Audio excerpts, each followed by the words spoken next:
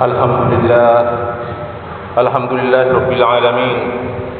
Atamma alaina an-ni'mata wa akmala lana ad-din wa nahana an at-tashabbuh bil kuffari wal munafiqin wal musyrikin. Wa ashhadu an la ilaha illallah wahdahu la syarika lah mukhlishan lahu ad-din. Wa ashhadu anna Muhammadan abduhu wa rasuluh ba'athahu rahmatan lil alamin. Sallallahu alaihi wa ala alihi wa ashabihi wattabi'in bi ihsanin ila yaumiddin wa sallam tasliman katsira. Amma ba'du, fa ya ayuhan nas ittaqullaha ta'ala washkuru ni'matahu 'alaikum id hadakum lil Islam wa khassakum bi Muhammadin nabiyyir rahmah alaihi salatu wassalam wa ja'alakum in tamassaktum bihadzal din wattaba'tum hadzal rasul al-karim khairu ummatin ukhrijat lin-nas. Ma'asyiral muslimin, jamaah salat Jumat, a'azzana wa iyyakum ajma'in.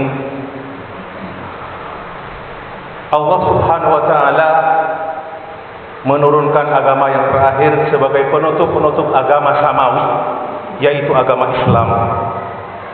Dan dengan masyiahnya juga Allah menjadikan agama kita itu agama yang terbaik sebagai penutup agama-agama sebelumnya. Dan Allah memerintahkan kepada kita untuk berpegang teguh kepada ajaran-ajaran agama kita, mengamalkan ajaran-ajaran agama kita, mengikuti ajaran-ajaran Rasulullah sallallahu alaihi wasallam. Dan Allah melarang kita untuk mengikuti hawa nafsu kita, mengikuti ajaran-ajaran selain agama Islam, mengikuti ajaran-ajaran orang-orang musyrik, orang-orang munafik, orang-orang kafir. Allah berfirman, a'udzubillahi minasyaitonir rajim. Ittabi'u ma unzila ilaikum min rabbikum wa la tattabi'u min dunihi awliya qalilan ma tadhakkarun. Ikutilah apa yang diturunkan kepadamu dari Rabbmu, dan janganlah kamu mengikuti selain Allah para pemimpin-pemimpin atau penolong-penolong. Qalilan ma tadhakkarun, sedikit sekali kalian itu mengambil pelajaran. Ma'asyiral muslimin rahimani wa rahimakumullah. Oleh karena itu, maka tidak pantas dan bahkan bisa haram hukumnya kalau kita setelah diangkat oleh Allah dengan agama kita, agama Islam, sebagai orang muslim, kita mengikuti ajaran atau niru-niru ajaran orang-orang kafir atau orang-orang musyrik, menyerupai tradisi mereka, mengikuti tradisi mereka, itu hukumnya haram. Imam Ahmad dan Abu Daud meriwayatkan dalam satu hadis, Rasulullah sallallahu alaihi wasallam bersabda, "Man tashabbaha biqaumin fahuwa minhum." Barang siapa yang menyerupai atau meniru tradisi suatu kaum, maka dia termasuk kaum tersebut. Jadi hukumnya sama dengan mereka. Banyak sekali penyebab-penyebab mengapa orang Islam menyerupai atau meniru-niru orang-orang non-muslim, orang-orang kafir. Di antaranya, memang pertama adalah memang itu tipu daya dari musuh-musuh Islam. Orang-orang kafir, orang Yahudi, Nasrani, dan orang-orang musyrik. Sejak datangnya Islam, orang-orang musyrik, orang-orang Yahudi dan Nasrani terus memusuhi Rasulullah SAW dan terus akan memusuhi umat Islam. Allah berfirman, "Walan tarda ankal yahud walan nasara hatta tattabi'a millatahum." Dan sekali-kali Muhammad, orang Yahudi itu tidak akan, dan Nasrani tidak akan ridho kepadamu sampai kamu mengikuti agama mereka. Allah juga berfirman, "Wadda katsirun min ahli kitab law yurdunakum ba'da imanikum kuffaran hasadan min indi anfusihim min ba'di ma tabayyana lahumul haqq."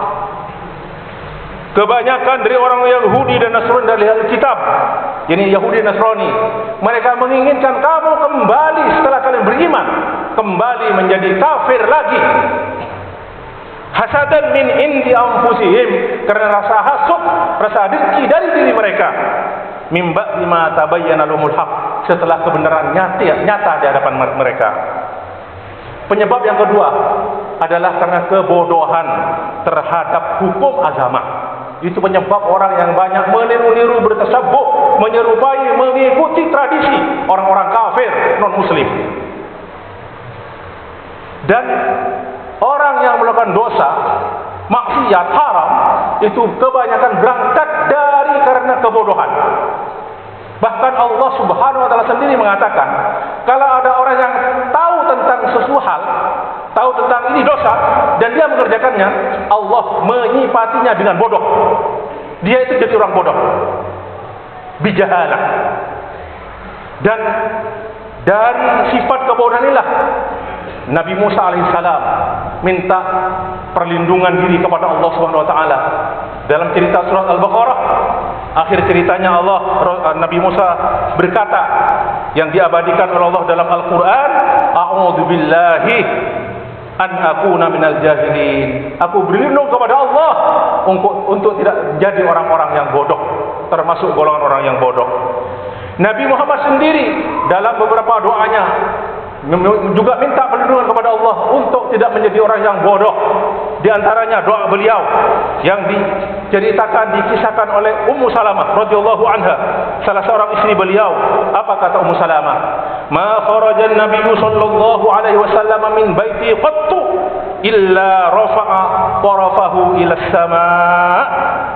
Tidaklah Rasulullah keluar dari rumahku, kata Ummu Salamah, kecuali beliau mengangkat ke mata beliau, penglihatan beliau ke langit dan berkata atau berdoa, Allahumma inni a'udzubika min an adillah, a'udzubika an adilla au udallah, au azilla au uzalla, au adlima uzlama, au ajhala au yujhala alayya. Ya Allah, aku berlindung diri kepadamu, ya Allah, untuk tidak menyesatkan dan tidak disesatkan, dan tidak mentergelincirkan dan tidak ditergelincirkan, dan tidak berbuat zalim dan tidak dizalimi, dan tidak menjadi orang bodoh atau dibodohi. Au ajhala au yujhala alayya. Tentang ini, penyakit kebodohan itu, ada satu cerita dalam hadis sahih. Suatu ketika riwayat Imam Tirmizi, ketika Rasulullah perang bersama beberapa sahabat dalam peperangan Khaybar, dan ketika itu beberapa sahabat itu masih baru masuk Islam. Beberapa sahabat baru masuk Islam. Akhirnya sampai di suatu tempat sebelum masuk Khaybar, mereka melihat suatu pohon yang besar milik orang-orang musyrik. Di pohon itulah orang-orang musyrik itu biasa meletakkan senjata-senjata mereka sebelum berperang. Dan pohon itu diberi nama Zatu Anwat, yaitu pohon untuk mencantolkan senjata-senjata, mencari keberkahan orang musyrik itu dari pohon itu.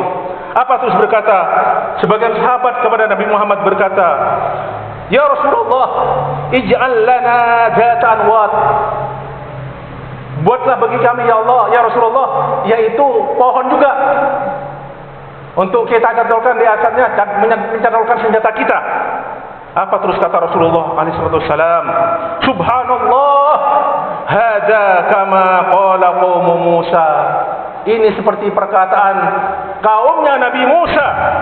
Terus Rasulullah baca firman Allah, ij'al lana ilahan kama lahum alihah.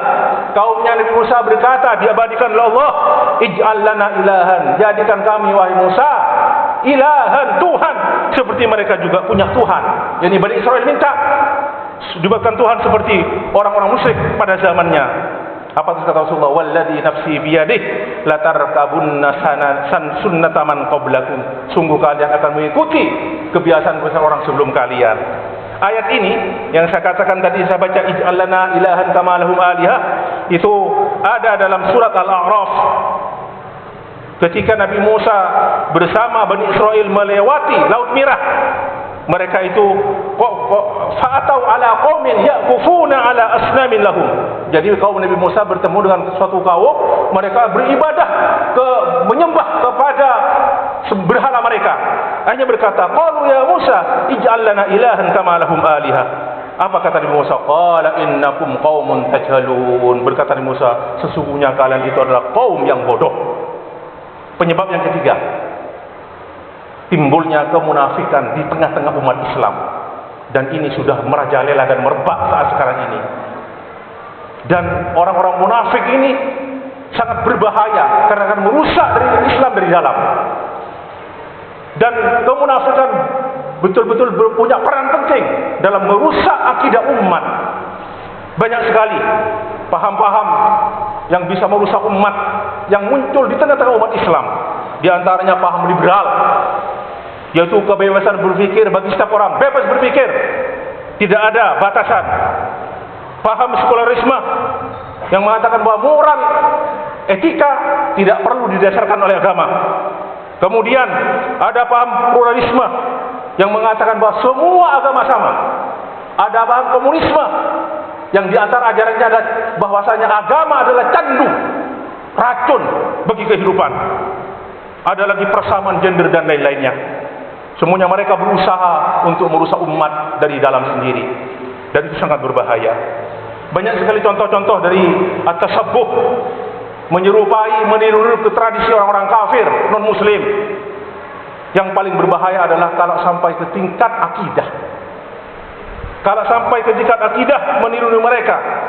Seperti datang ke kuburan, menyembah kuburan, minta barokah dari kuburan, minta barokah dari pepohonan, batu-batuan, dan dari benda-benda mati lainnya. Seperti yang diceritakan tadi, contohnya kaum Nabi Musa, yang diminta oleh Musa untuk menyembah berhala. Di antaranya lagi juga, yaitu tashabbuh dengan apa? Tashabbuh orang kafir dalam perayaan mereka. Seperti Idul Milad, Miladil Masih, hari raya Natal hari ini tanggal 25 Desember, Natal, Christmas Day, mengucapkan selamat Natal.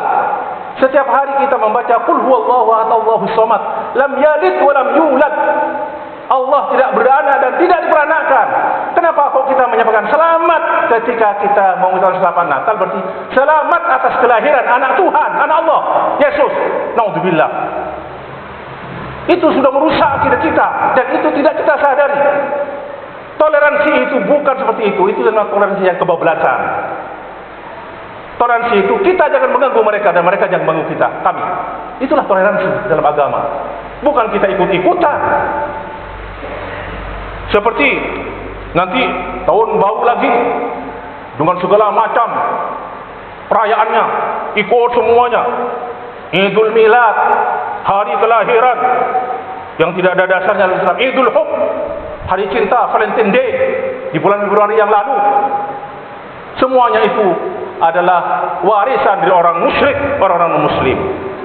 Kemudian di antara tashabbuh dan meniru-niru non-muslim adalah juga yang berkenaan dengan tradisi, akhlak atau etika, as-suluk atau perilaku mereka. Itu sama saja juga kita dilarang dalam agama kita. Allah berfirman, Rasulullah bersabda alaihi wasallam, la tattabi'unna sanana man qablakum shibran bi shibrin, zira'an bi zira'in, hatta law dakhalu ila juhri dubbin la salaktumuhu, hatta idza law salaku fi durjubbin la salaktumuhu. Kalian akan ikuti tradisi kebiasaan orang-orang sebelum kamu, sejengkal demi sejengkal, sedepa demi sedepa, sampai mereka itu masuk ke dalam lubang biawak, kalian juga akan memasukinya. Terus berkata sahabat, qulna ya Rasulullah, al-yahud wa nasara? Apa itu Yahudi dan Nasara? Qala faman? Siapa lagi kalau bukan mereka, kata Rasulullah. Dan ini juga di tengah fenomena di umat, niru-niru non-muslim dalam etika, berpakaian, berperilaku, itu banyak kita temukan di tengah-tengah umat Islam. Ada lagi pemuda, rambut bagus-bagus, disemir dengan macam warna-warni, digondol dengan segala macam bentuk kepalanya.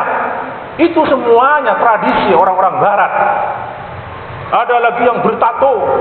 Bertato itu termasuk dosa besar karena dilaknat oleh Rasulullah sallallahu alaihi wasallam. Ada laki-laki yang beranting-anting, berkalung emas, beranting-anting. Ada laki-laki yang berjenggot, ikut sunnah Rasulullah, tapi jenggotnya dikepang. Itu kebiasaan orang Yahudi. Dan banyak lagi contoh-contoh yang lain. Masyaallah muslimin rahimani wa rahimakumullah. Mari sebagai orang Islam kita sudah mendapat hidayah agama Islam ini, kita harus bangga dengan agama kita. Di mana saja kita berada dan kapan saja kita berada, harus bangga. Tidak perlu kita takut pada celaan, khawatir pada celaan orang yang mencela kita. Harus bangga. Ketika kita pakai sarung cingkrang katanya, ikut sunnah Rasulullah, harus bangga. Tidak usah malu-malu menegakkan ajaran agama Islam. Dan setiap hari kita selalu membaca 17 kali minimal setiap hari kita baca ihdinas siratal mustaqim. Tapi kadang-kadang kita keder ketika menegakkan ajaran Islam di tengah umat, di tengah-tengah masyarakat karena merasa malu. Ya Allah, tunjukkan kami jalan lurus. Ketika mendapat jalan lurus, malah cari jalan yang bengkok. Na'udzubillahi min dzalik. Nah, dan mengakhiri khutbah saya kali ini, mari kita perhatikan firman Allah berikut ini, bahwasanya Allah sudah memberi jalan kita yang lurus. Allah berfirman, wa anna hadza sirati mustaqiman fattabi'uhu. Dan sungguh ini adalah jalanku yang lurus, maka ikutilah. Wa la tattabi'us subula fatafarraqu bikum an sabili. Dan janganlah kamu mengikuti jalan-jalan selain jalan Allah yang lurus tadi itu, maka kalian akan bercerai-berai dari jalan Allah. Dzalikum wassaqum bihi la'allakum tattaqun. Itulah yang diwasiatkan, dinasihatkan oleh Allah kepadamu agar kamu menjadi orang-orang yang bertakwa. Barakallahu wa lakum fil Qur'anil azim wa nafa'ani wa iyyakum bima fil ayatil dzikril hakim. Aqulu qawli hadza wa astaghfiru li wa lakum wa li sa'iril muslimin min kulli dhanbin fastaghfiruhu innahu huwal ghafurur rahim. Alhamdulillahi rabbil alamin ala fadlihi wa ihsanihi wa asyhadu an la ilaha illallah wahdahu la syarika lah wa anna Muhammadan abduhu wa rasuluhu sallallahu alaihi wa ala alihi wa ashabihi wa sallama tasliman katsira. Amma ba'du, ayuhan nas, ittaqullaha ta'ala wa'tasimu bihablihi wa tamassaku bidinihi tuflihu wa tas'adu. A'udzu billahi minasyaitonir rajim. Wa may ya'tasim billahi faqad hudiya ila siratil mustaqim. Ala wa sallu wa sallimu ala nabiyir rahmah kama amarakum bidzalika man biyadihil fadlu war rahmatu wal minnah. Faqala ta'ala innallaha malaikatahu yusholluna 'alan nabi ya ayyuhalladzina amanu shallu 'alaihi wa sallimu taslima. Allahumma shalli 'ala Muhammadin wa 'ala ali Muhammad kama shallaita 'ala Ibrahim wa 'ala ali Ibrahim innaka Hamidum Majid. Allahumma barik 'ala Muhammadin wa 'ala ali Muhammad kama barakta 'ala Ibrahim wa 'ala ali Ibrahim innaka Hamidum Majid. Allahumma ighfir lil muslimin wal muslimat wal mu'minin wal mu'minat al ahya'i wal amwat innaka sami'un qaribun mujibud da'awat ya qadiyal hajat. Rabbana ظلمنا أنفسنا وإن لم تغفر لنا وترحمنا لنكونن من الخاسرين. ربنا اغفر لنا ولإخواننا الذين سبقونا بالإيمان ولا تجعل في قلوبنا غلا للذين آمنوا ربنا إنك رؤوف رحيم. اللهم اعز الإسلام والمسلمين وأذل الشرك والمشركين. ربنا هب لنا من أزواجنا وذرياتنا قرة أعين واجعلنا للمتقين إماما. ربنا آتنا في الدنيا حسنة وفي الآخرة حسنة وقنا عذاب النار. عباد الله إن الله يأمر بالعدل والإحسان وإيتاء ذي القربى وينهى عن المنكر والبغي يعظكم لعلكم تذكرون ولذكر الله أكبر. أقم الصلاة.